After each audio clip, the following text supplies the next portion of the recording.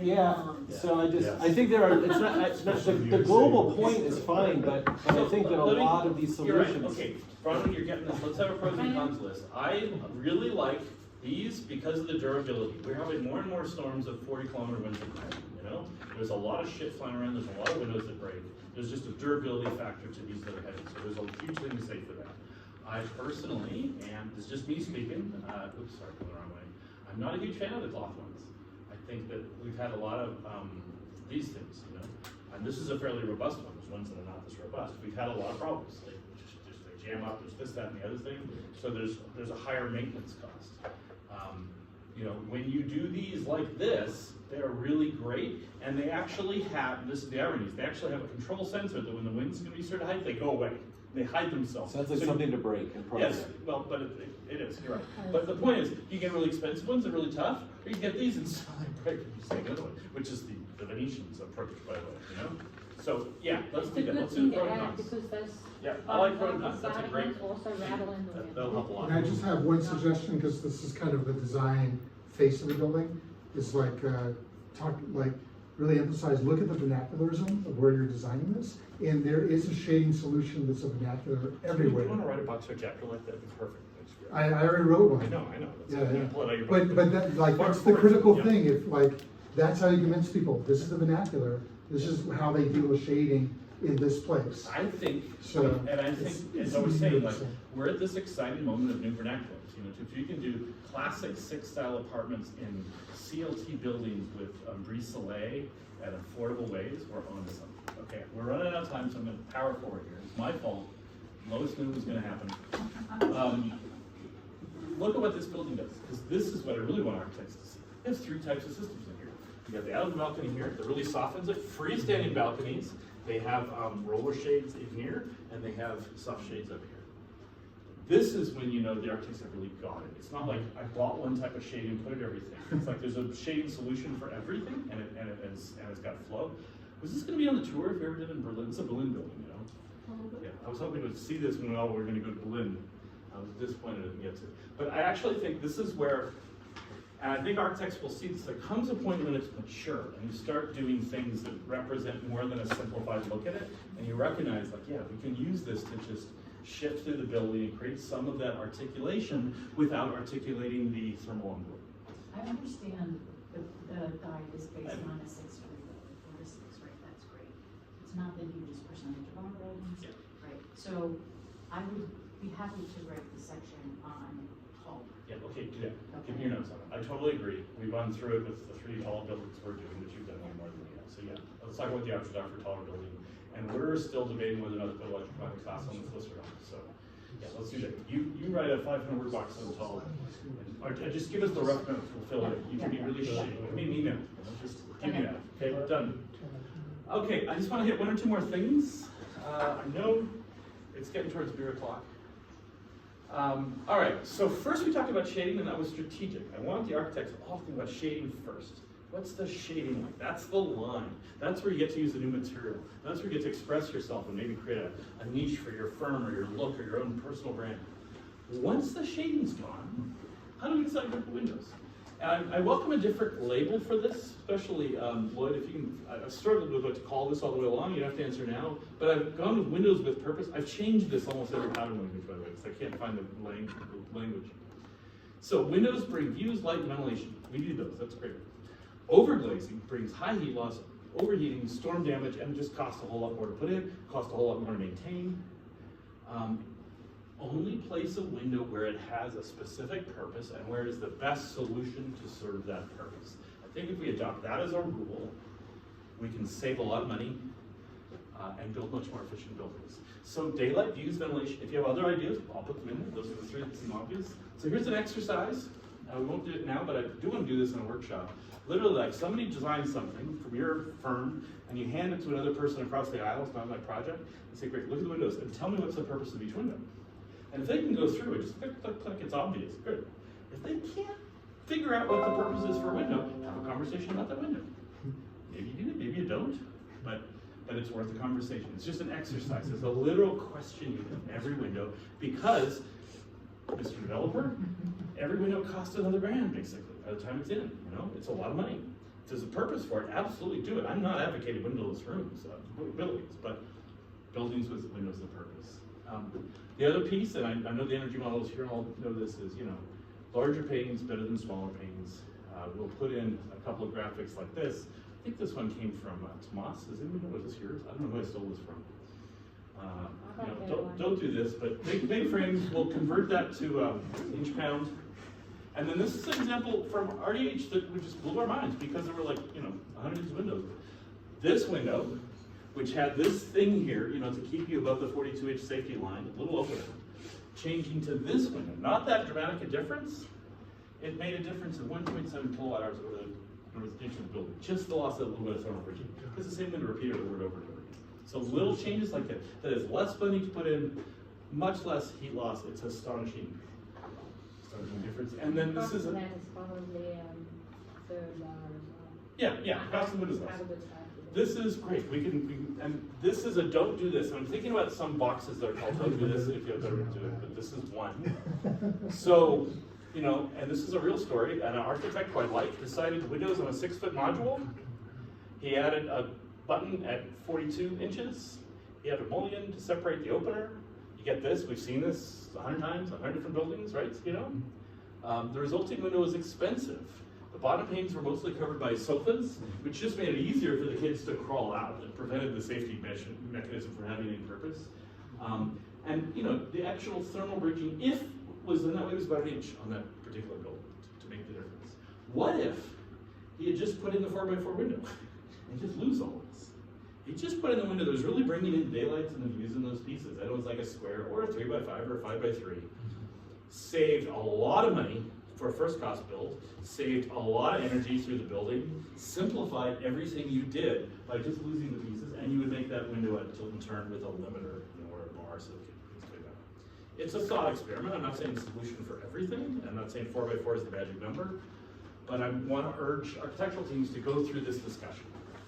If this is the best solution, if this is absolutely the way to solve the problem, absolutely, let's do it. But I'm not sure it is as often as we're putting it out there.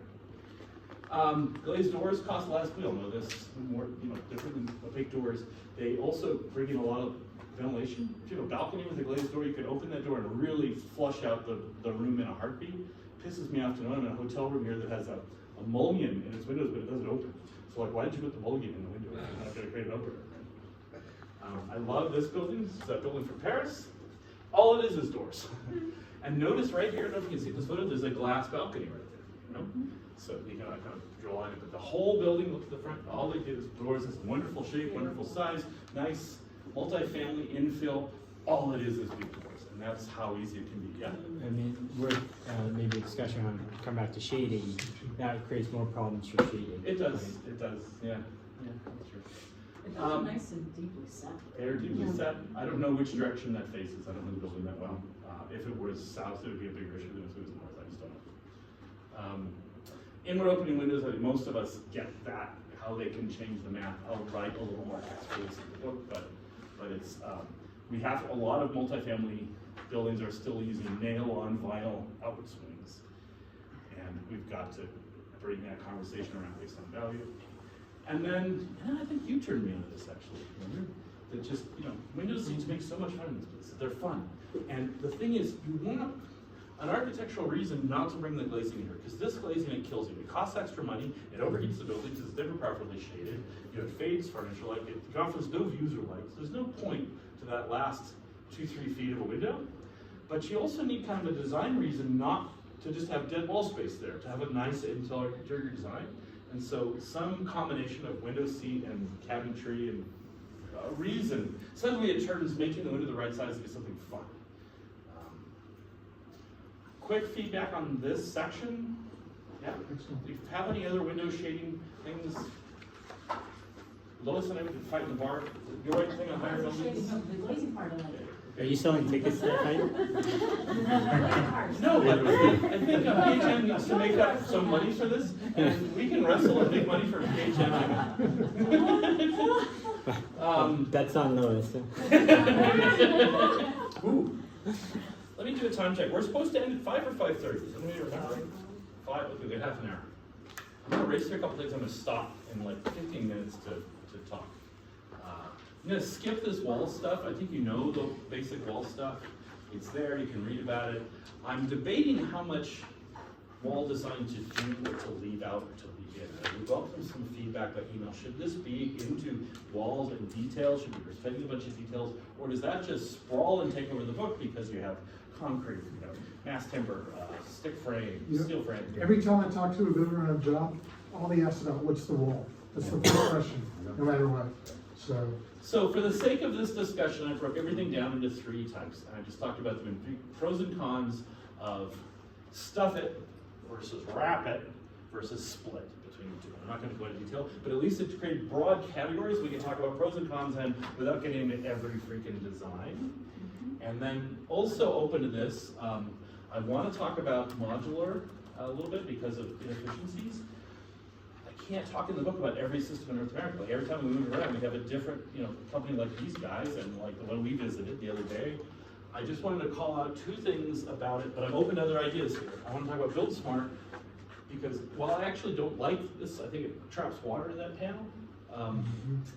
It forces architects to those panels. And you can't fuck up a passive house with those panels. For all the reasons we just went through, you can't fuck it up. And so it's like training wheels. So if you're on your first building and there's a whole bunch of things going and you go with a modular panel, any system, this is Build Smart, that limits you to some windows and pushes you out of balconies and pushes you out of big windows, they helped you. Because you just say, well, that's all we can do, these panels, So there's a reason panels can help first-time buildings a lot. And these ones are different because they're small, they come in these small pallets, they sit in there. But the panels I'm really excited about are these. And you guys are all using cellulose, which is also good as we bring down the embodied carbon. I'm super fascinated by what can be done with straw. Now, right now, straw would be higher embodied carbon than your panels because you're made here. And the straw panels are shipped halfway around the world. And so at the moment, it's not the change. But Are either of those being used for multifamily though? They do.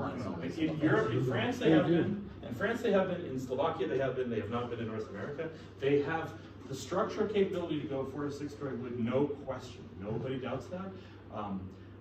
RDH has been working with them doing monitoring to North American standards. So we're going to have hydro models on a whole bunch of them. So they're going through the work they're going to need to make it easy to pass.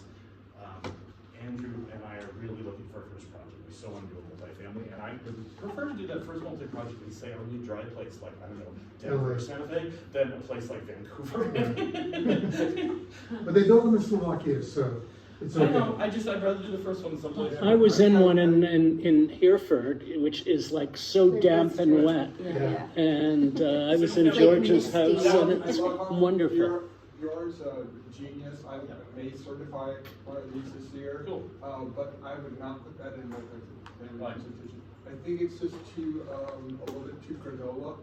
Or I would put in BC Passive House or Collective or whatever you're using panels. But I think I'd like to see be a little bit more mainstream on materials. As much as I Well, love. everybody come to the trade show. We've got 2 great panel makers in the region of the trade show. I'm Yeah, gonna let's move on. discuss this prefab panel section, Monty. I think it'd be great to, I think, I'm not sure if it goes in the book or not. exactly. Yeah. It's hard to really, I can't tell. Okay, the other some Go on, feedback I want right, briefly yeah. is time then. How much time should we spend on thermal bridges? Should we go through like a whole bunch of details and show some suggestions and show how they're modeled? Or is that a different book? That's that, your book or the guide or other thing, because that scrolls fast. And I'm really. It's a separate resource, I think. I think if you show failures, that would really at least scare people to pay attention to it when they have to. Any other opinions? Okay, other book.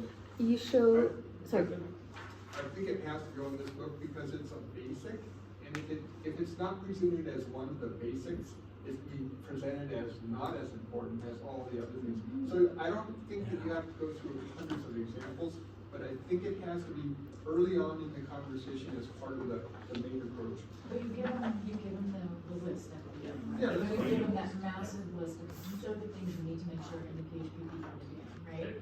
And then they can go and find the details that are associated with those. So what if this, and Ron will help you caption, what if we give the list of ones to consider, and I'm asking for all your help drafting that, with that thing online you can put it to. 2, we did like one parapet example, one window stall example, one balcony example, just one of a few types to kind of show the range. But we're not going to do them all. And then we linked to all these online libraries and books and a log appendix. And here's there's more out there. And by the way, if you buy a panel system, they figured this all out for you. So.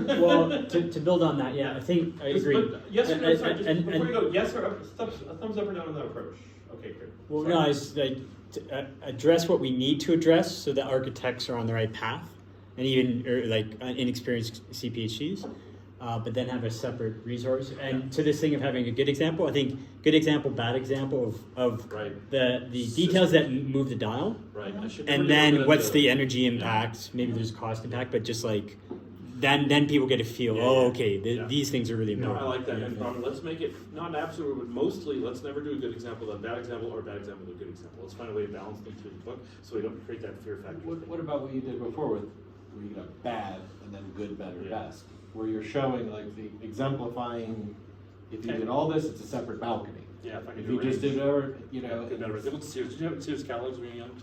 I grew up in Alaska. We saw the world just Sears catalogs. Well, they might identify some of the things that you're really seeing in the market and why it's not ideal if you're not. Okay, so that'll be like good, better, best, good or bad. And the chapter, we'll do one of each, and then list resources. Yeah. Don't forget the quantity or the length aspect, because I see all the details. Yeah. And Believe it or not, that's what this slide is. The story I was going to tell about length. No. But give proper examples. We can use UTSC if you want. Like just like 5 kilometers of window installs. It's just one detail, and nobody thinks it's important. There's 5 Did you ever write a kilometers. summary of some of that? Yeah, it's in a slide deck somewhere. I can show you. Yeah, maybe I'll still Okay, because you want the details, but I think you want the overall impact, so that again they can clearly start adapting the list. Because a couple of people here specifically asked for these accounting things. I got it. I heard Yeah. I'm gonna All good. do this, and then we'll. I think the party starts at 5:30, so maybe we'll lock dinner for half an hour. But this is important. This is important. Okay, Lois can go. Everybody else can go. Cooling, heating, domestic hot water. It's in this order because this is the order of importance. I have ventilation way up there, and then the next discussion is cooling. After you've decided your cooling strategy, guess what? Your heating strategy is done. That is your heating strategy. You don't have to talk about it. Done. And then domestic hot water. Like that's there. So I'm going to go fast. I'm going to make this point yet again. I hope I'm sounding like a broken record. Cooling matters. People are dying. This is not about comfort. This is not about being green. It's not about how cool you are. This is about you not being sued and being out of business. There are already several overheating cases in the States. They have all been settled out of court, meant they settled against the architects and developers. They have already claimed gross negligence. The next step is going to be involuntary manslaughter charges against architects. That will happen in the next 10 years. So understand, I'm not saying, be green, be cool, look how, what is it, hippie, woo, we had a great phrase. We're all aware. I'm saying, do you want to still be in business in 10 years as an architecture firm? You have got to do this. That's all it is. And if you don't see it that way, I can't help you. Ruling in California, code compliance is no longer defensible. It's in a whole bunch. There's an irony there. Yeah. Oh yeah. We've done such a bad job in code. Yeah. Okay, so I'm going to come to the same approach again. I just want to go through this because somebody raised the VRF question. I want to get there. Here's where I'm coming, and Lois, I'll fight you in the bar. Either go local heat pumps like mini splits. There's a lot of reason to do mini splits for cost reasons. They're way cheaper, and they're mass produced. Central systems, there's real advantages. I kind of explain what is, but here's the thing. This system has a thin copper pipe filled with refrigerant by a local lowest cost bidder trade. Then you've got them all over the buildings, and they could be ugly or they could be beautiful. The new generation ones, are little mini splits like the Innova and the Gradient, and they're going to change the game. I predict there'll be 20 things like this on the market in 3 years. This is changing everything, so pay really close attention. Central heat pumps, you have the big thing, you have fan coil units, and you have either, and this is the big thing, either the copper pipe filled with refrigerant or plastic pipe filled with water. Or copper. Copper, okay, great. Copper pipe filled with water, thank you. And then I'm going to just do a quick discussion. Carbon dioxide is a greenhouse gas. Methane is a greenhouse gas. If your boiler leaks the way all systems we know leak, and your energy model, you've been the good green counselor and you told your, this is our carbon emission, this is our greenhouse gas emissions, based on the amount of gas you burned, it's coming to your PHPP model. You're full of shit. You've given a third of it, because the leak is doing twice the damage of the burn, and you probably can count like the barbecue, fireplace, and all this other stuff anyway. So every building that we've given a greenhouse gas emissions estimate to our teams based on our energy models is wrong. Every single one, and they're gross undercounts. And then we get to refrigerants. So the reason that's wrong is because methane is global warming potential of 86. Refrigerants are 2,000 times the global warming potential. That's fantastic. Huge global warming potentials out of those materials. So how do we manage refrigerants? 3 core strategies. Reduce the need. Passive shading is reducing the need. Specify low GWP refrigerants, avoid some high ones, those low ones, and then reduce the charge, which means get rid of like VRF, these systems that have just gobs and gobs in the animal. 100%. If you haven't seen this guide, download it. It's going to be in the appendix. It's a great guide out of the UK that covers this stuff. I'm going to use a couple slides here really quickly. This is our kind of history of refrigerants. All of this should be off the table. And by the way, right now in America and Canada, our 421A attempts are selling everywhere. Why are they selling? They're being dumped on us. Because Europe and Asia has said no, and all the big manufacturers are like, yeah, those Americans are stupid, they'll keep buying more. They're never going to let us. And in Canada, we have such a tiny market, we can't control the market shape that you control, so we just have to live with your bad decisions. Monty, can you go back a couple slides? Yep. Just the exam, one further, where you do the comparison. I would add, or I guess it's typical refrigerant, what's the comparison for scale of impact? Yeah, I mean, it's small, you're right, but it's so big. Okay, yep, good point. So where we're at, and this is the advice I'm going to give, for many splits, R32 is available specified. Do not take anything less, and we're telling governments, if you're giving grants for less than R32 mini splits, you're really fucking over everybody. Because the truth is, if you bought a shitty R410A thing now, 10 years from now, refrigerant, it probably won't be available. You bought a temporary heat pump. And you're going to probably have to replace the whole thing. There may or may not be a gas available. So for mini split salt systems, go with R32A, and with the magic of the central systems is they could be doing propane or CO2, through a monoblock kind of system. So they give you the ability to get here, which you currently can't with a mini split. Again, those new small systems are going to change the market. There are lots of R32 mini splits out there. Don't tell me it can't be done. It just means a little more work and a little more looking, and you can't call for the bargain budget discount unit that is literally being dumped on you by Mitsubishi from Japan, who are snickering in their sleeves because you'll buy them. And the monoblock gives you this great option. All the gas is in the big unit, so there's way less leakage, and then distributing through water and copper ore pipes. And just look at this. This is a typical VRF system, running through. This is a typical water system. If this leaks, it can go undetected for a long time. A lot of stuff can leak out. We have to call technicians. They have to remove the leak. They have to do. Does that look to you like something that's never going to have leaks the way it's been built? If this leaks, it drips somewhere. Somebody says, there's some drip coming in my apartment. I'll call it, and your plumber fixes it. It's such a simpler, more durable way of having a building over time. So, and this charges from that. The bottom line here is, centralized systems have a lot of advantage, low leakage potential, great long-term durability. For cost only and for getting by, there is some benefit to mini splits. And your point of just putting one on the balcony, it is the cheapest thing right now. And so if you have to get there, the thing not to do is VRF. VRF is the worst of both worlds right now. It's a shitload of the worst possible refrigerants through pipes that were put together by some 18-year-old who had a job for 2 weeks.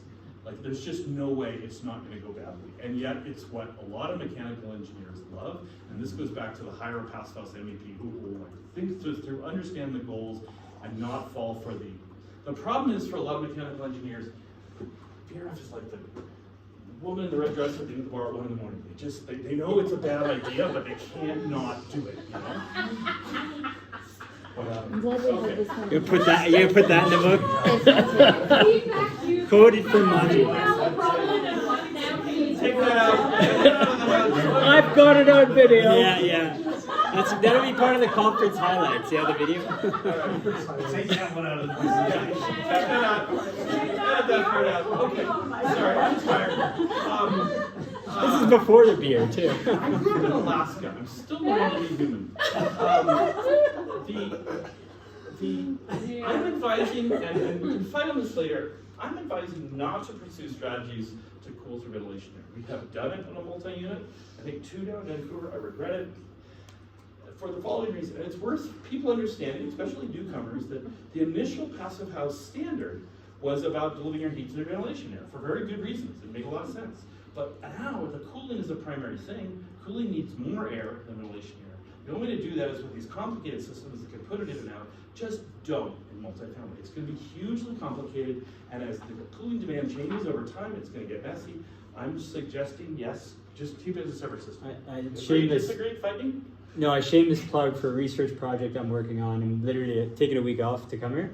I'm in a lab at the University of Toronto right now, testing super cooled air. So cooling ventilation air down to, what do we calculate, 41F, something like that, 5 degrees C, to increase the cooling capacity of the ventilation air in a practically feasible way. So anyway, stay tuned. You know, if the data says it works, I'll take it from it. So you don't have to increase the flow? Yeah, yeah. I mean, maybe marginally in those peak periods, but the idea is you're probably potentially doubling the capacity. Yeah. We're gonna keep going. For now, the general advice is I'm saying don't do it, but based on what we have in the market now. However, and we're gonna follow up on this, I would look at dehumidifying air through the systems that are available for the large pieces. They're not working, I want to find out why. But there could be advantages of dehumidifying via ventilation air where you're heating cooling via something else. In theory, maybe. You can tell me later what it's not. It's costing like $30,000 in extra commissioning to get them to actually work together. The controls are running together. They're not controlling the air temperature. They're way more humidity than the engineers ever considered. It's a success. And it's the heat goals that it's always gets. That's why dehumidification always comes up. Okay. And then once you've got your heat, this is the best news of the whole book. Once you got your heating done, cooling done, your heating's done. You have to have another conversation. It's done. It's delivered. You don't have, but you will in every multifamily building. If you met the cooling load, you've got more than required to meet the heating load. Conversation over. You have a party. So domestic hot water again. We'll put a caveat if you go back. Sizing. Suite level cooling loads are higher than heating loads. Building level, or at least in a cold climate, the heating load is still, so sizing of equipment can be influenced. In suite versus central. Yep. Good point. Yep. I was hoping you were going to complain about the price level.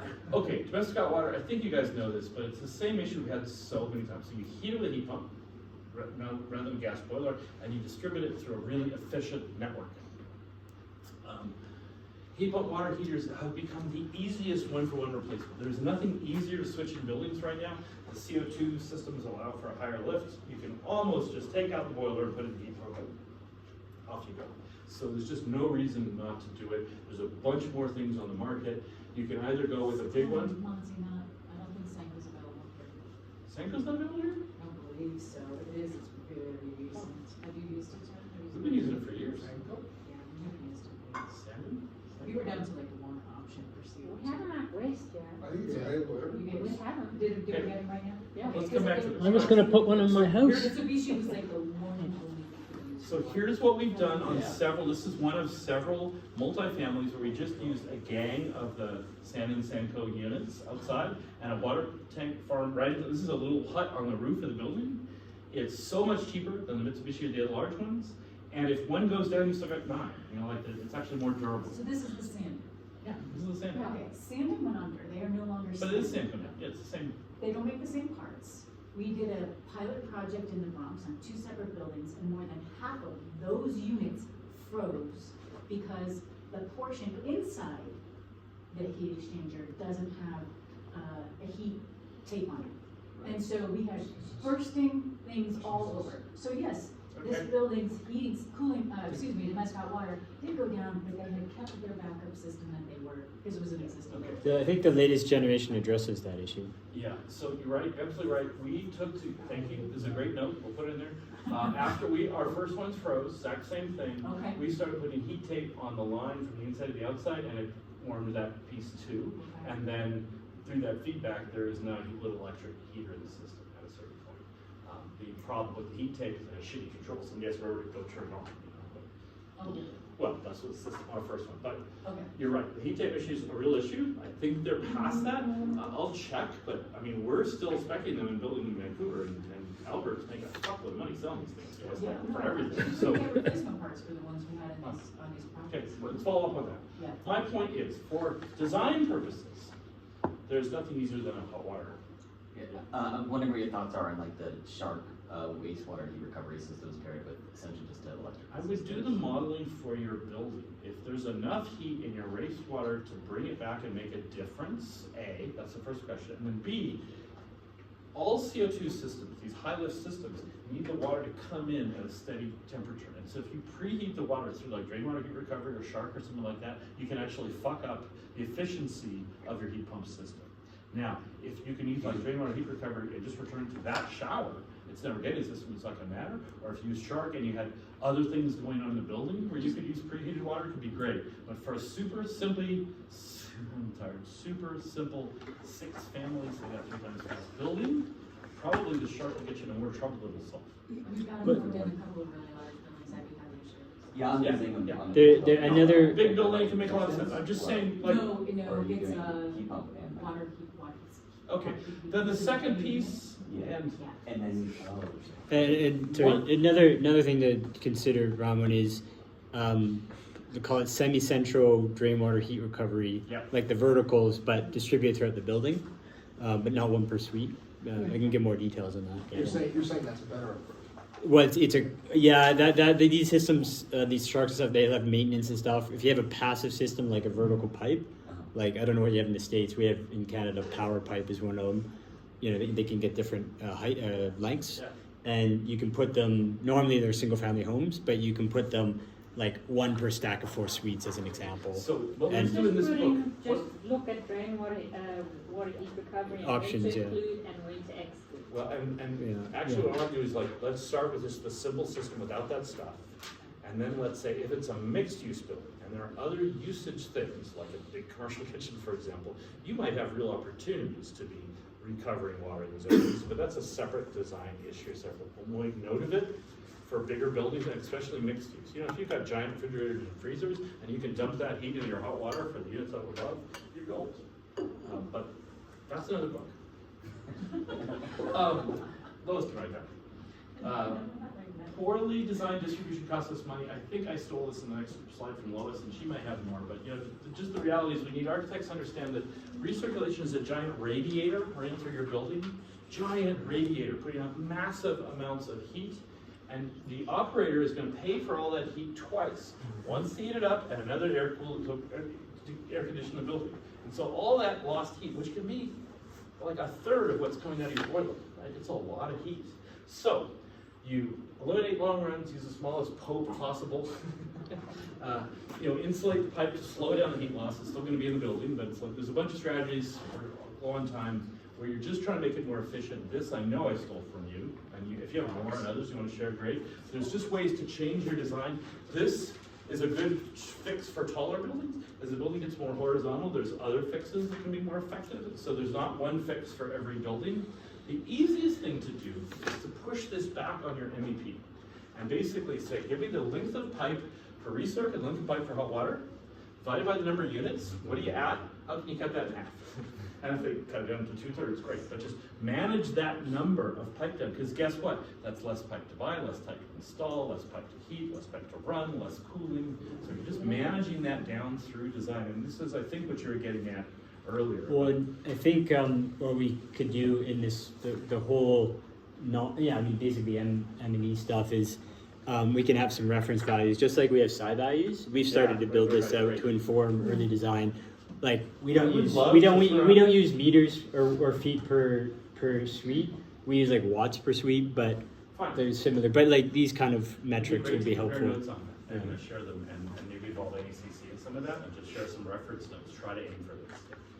We have the estimated savings too. Great. Yeah. In pipe and energy. Can you send me the Like cost send me savings? a chart of your pipe Yeah. lengths No, for that's your great. project? Can you send them, if It's you're like willing to share? 10,000 linear feet of concrete. Yeah. Great. Can you send me that? And if there's anything you don't want us It's to not the use, same presentation. Sorry, on a related note, you can again quickly note this down. There's water demand calculators that help you right size piping.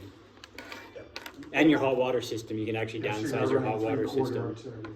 Yeah, exactly. Yeah, and also the peak load on your Individual hot building. water heaters are Hot shared water. between 2 units and not Yep. having the circuit system at all. Yeah, if you can make that work, absolutely. So like a duplex or a fourplex, and you can use a one piece, you know, take a water heater and show it like that, that's fantastic. We're always looking at little mini systems, especially. Why not for a tall, I mean, we're doing it in a tall building, I just wanted your feedback, like, Yeah, you see no, the if you problem? can make it work and it works well and you're not getting condensation from that cooling locally or something like that, absolutely. And that's why we were doing the sand-ins, which we felt was kind of a perfect mid-rise solution.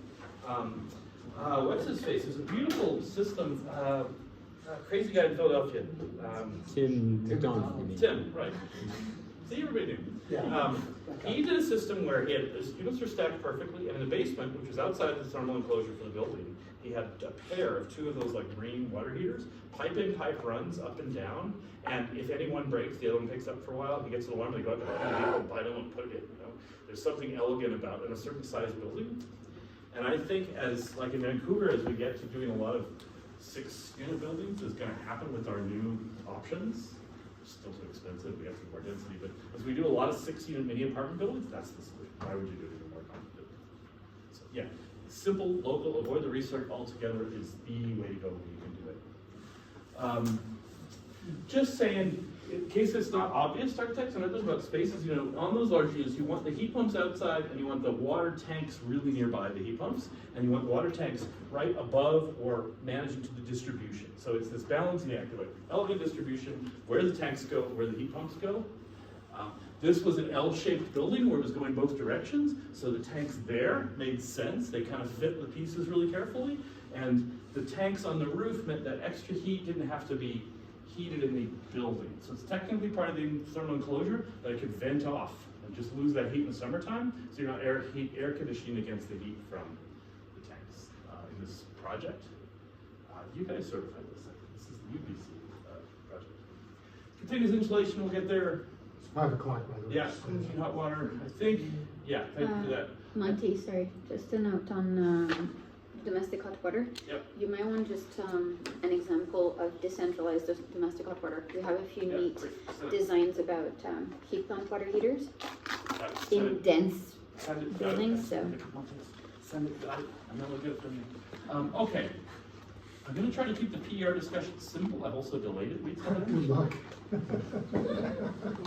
can do that. Let's go. Here's my question for you two, is, are we sharing the PER calculator, or is that only for certifiers? Okay, it's in 10. It's all, yeah, so it's already in, okay, great, so it's in 10, and they can just go around themselves, great. I can go to Andrew's workshop tomorrow. I'm also pushing to the design thing, like, design great stairs, and make a case for lower elevator usage. Just great stairs, like, this is what stairways typically look like in Vancouver, you know. There was a case in a building where the kids were daring the little kids to go down the stairs because it's so scary. So we just want to talk about great stairs. We'll skip that now. Corridor lighting. We're still pushing Andrew's guide. Is this never going to get updated, or is this still Updated, oh, from what, what was it, 19? does it need to, or the new standard? I don't. I want to make sure the latest version. Okay. I think we've covered an awful lot. I'm so grateful for your time. I want to ask this just kind of around the room. Is there anything big we missed? Are you thinking like, just boy, you really fucked up because you didn't have one of those services? More about our Just Nice. Eco code, you can just take that out. No, I think it was great. Anything we missed? Anything we wanted to learn that you didn't get it with us? Maybe more examples. Okay, more specific examples. Yeah.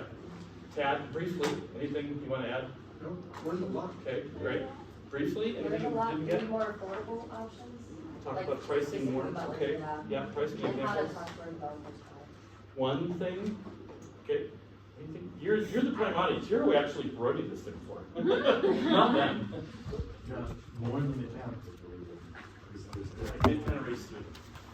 And maybe there is, I mean, Yeah, no, you're right. I'm not educated on that, but because there is a As cost a- savings. For other architects, my question is, are we too in the weeds, not enough in the weeds, too general, not enough, like, I'm trying to find that spot, because architects are really fucking smart, but they also get bored easily. You know what I mean? Yeah. You're trying to deal with too many different Yeah. dynamics. Yeah. Right, I think the way you're doing it is fine, and let the architect, depending on his or her demeanor, take what they can from it. Because you're never gonna be able to custom tailor it to everyone. There's someone gonna get totally bored, others are gonna be really interested. They have to just run with what they got. Me personally, with my staff, learn the basics, learn enough to have an educated conversation with the entire team. Right. And then take the project. That's our goal, if that helps. How about you? You're the audience too. You Yeah. really want to talk to, not these guys. Yeah, I think that like the fatal design flaws, whether they're geometric, the form stuff, I think is really important for architects to hear that a lot of the sort of massing gymnastics that we do are counterproductive, and that you're setting yourself back, that you're going to be chasing it all the way out through the rest of the project. Okay, you said it so much better right then than I did, so. Thank you. But We're it's gonna great steal otherwise, that. though. Okay, thanks. How about you? I hear you, I see you. I just want to hit some of the people who are. Nothing much to add. I think that examples of lessons learned, you know, through some of these, you talk about showing a picture of something that failed. I think that Lessons learned, what worked, what didn't work. Yep, okay, more specifics. Anyone else? You actually I'm kidding. It's maybe not this book, but the conversation about construction and sort of the pre-construction engagement, collaboration. Like I see a lot of these conversations being really enriched by having a builder in the room. Yeah. But I know that's maybe not this model, but to me it seems so fundamental that it would be. It's something I think we should all, as a community, urge teams to work towards. Okay, some maybe can't because of funding and whatnot. Bronwyn? Structural systems, structural engineering conversations. I think we need to have at least a small chapter on that, because it's not maybe the deal breaker, but architects at least need to know how to manage that conversation and have that, bring that consulting team that's into where, into the. so I can do some drafting there to look for some help. I mean, the structural questions are fairly easy for platform frame wood. Get a little more complicated at mass timber. Fairly easy for conventional concrete. Get a little more complicated when the concrete gets tension compressed in these tall, thin buildings. It's easy for you. So, yeah, but I Monte, I would say you could fold it into a thermal bridging stuff. Yeah. Because the issue with structural though is that it's set way too early, and then you don't have it, like you cannot change it ever. Right? It's designed and they're never redesigning. Yeah, okay. And then for me, I'd like total follow-up segue with hers, the foundation to the structure. Yeah. That's a detail that seems to be lost. I actually had a bit I motored over, but I have this thing where they just talk about sweeping the slab with a broom. I was sleeping at that point. Yeah, sorry, my thing. I slept on you once. Good for you. Sure. You should. Maureen, anything else you want to add? You're giving all the key levers, but you need to highlight that then you have a knowledge transfer, because then it's on the team to manage these levers while you're doing the rest of the design and construction. Wait a minute, say that one more time more slowly. I'm giving what? Through the guide, you're giving all your architects and practitioners the key levers in that energy model. Yep. I think what you're missing is tying them back together, that high performance building is a team sport in managing that energy budget together. So it's not enough to know the levers. Then once you know about them, they become your responsibility. This is why I fucking hired you. Okay, there you go. That's Bronwyn's great line. Passive House is a team sport. That should be. No, but yeah, okay. Andrew. I've said not my full piece. There'll probably be more in the weeds I'll get into, but nothing major. I'm going to keep mine to listen to you through the the details, but nothing major. And when we're all done, there'll be a version 2. So like, this is a start of a conversation. No, and this is a great foundation. This is much needed. Yeah. Yes. Okay, I'm going to ask you to each personally speak for yourself, personally, what you think, and speak on behalf of PHI. What would PHI have to say if they're all different? Okay, I have one. I don't know if it's personal or PHI. Commissioning is super difficult, or can be super difficult if you make this very complicated. So where's the handover to the user or to the maintenance? Yeah, we're going to add a chapter to post occupancy, absolutely. And I'll come to you for advice on that. Okay? Yeah. Okay. Yeah, I'm not going to separate between personal PHI. It's just kind of impression and feedback. I think it's a super valuable and much needed resource. I think it's going to be really can have a lot of impact. I think a lot of the discussions were super useful, so there's a lot of kind of stuff to go into it. I kind of like when we had the discussions at the beginning, that's part of like when do you need the review, how do you time that whole thing, that needs to be a bit tidier totally. for it to be clear, because I think that's really important to have the back and forth. I'm gonna go to the PH Trust one. Yeah. And then back into this, and I'll circulate that again once or twice for through this. It clearly needs a few more rounds. So. Yeah. And then I think, we'll also read through it and see, like, pointing to resources. After today, I almost say there. don't wait till the next one, but fine. Okay, But you can go through. And I think what could be super interesting is also to point to actual projects that have been built and that More are implemented specifics. internationally as well. Can you help us? Oh, okay, I would on this before Lois goes, and Andrew and you. We would really love to put in the online apprentice one full submission package for a multifamily building.